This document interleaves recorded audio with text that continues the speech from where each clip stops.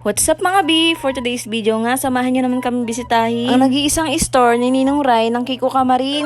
At tikman ang kanilang pinipilahan at pinakamasarap na yang chow at iba't iba pang mga pagkain. Kaya naman bumiyahe na nga kami at sinundo na nga namin si Chipipay sa Baler ng kanyang Modrakels. Pagkasundo nga namin kay Chipipay ay dumiretso na nga kami sa store ni Ninong Rai. Bago nga pala mag 7 PM sila nag-open at minsan alas 10 pa lang daw ng gabi ubos na agad yung kanilang mga paninda. Ang best seller nga pala nila ay yung kanilang yang chow. Good for 2 person na nga siya at 99 pesos only. Bali yung mga sahog pala ng yang chow ay seafood and vegetable mix. At meron na rin siyang scrambled egg. Meron din pala silang Pinoy fried rice, 69. At for the fried rice, 59 pesos. Bali yung mga fried rice pala nila ay malasa na. Lalong-lalo na nga yung kanilang bestseller na yang chow. Dahil yun palang parang 2-in-1 na. Pero kung gusto mo naman mag-ulam pa, meron din silang mga add-ons na ulam. Bali sa add-ons pala ng mga ulam ay meron silang pork chop, Hungarian at cheese dog. Meron ding siomai, fried chicken at longganisa. At daing na bangus, fried egg at maling. Na presyong kaya at presyong pangmasa. At kung mahilig ka nga sa maanghang ay meron din pala silang chili oil. Kaya naman umorder na nga kami ng bestseller nila na yang chow. At kung wala ka nga palang cash ay nag-a-accept nga pala sila ng True GCash. At ayan na nga, inumpisahan na nga ni Ninong Rai lutuin ang aming mga order.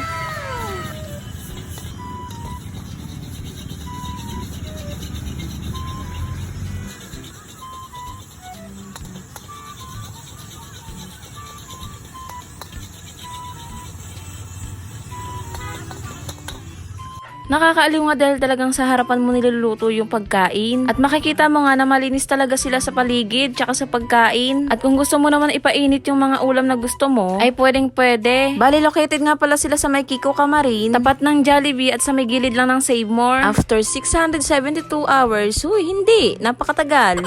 Dumating na nga pinakaintay naming order. First time nga lang pala namin matitikman ang kanilang mga pagkain. Kaya naman ako curious nga kami kung ano ba talagang lasa nito.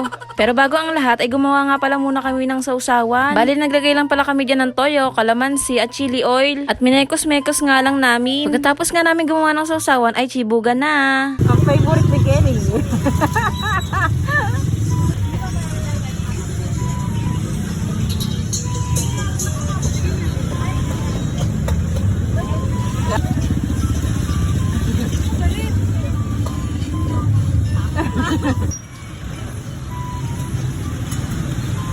Ayan yung Pinoy fried rice.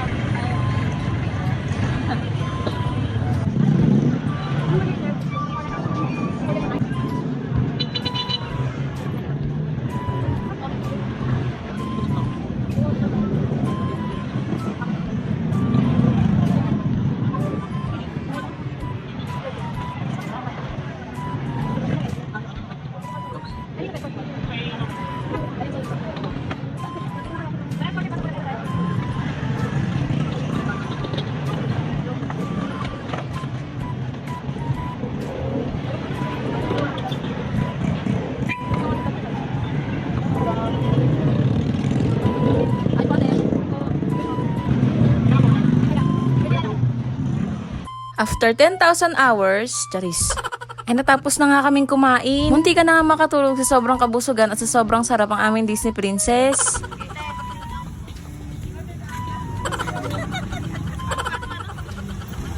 Napakadami talagang kalokohan ni Chipipay.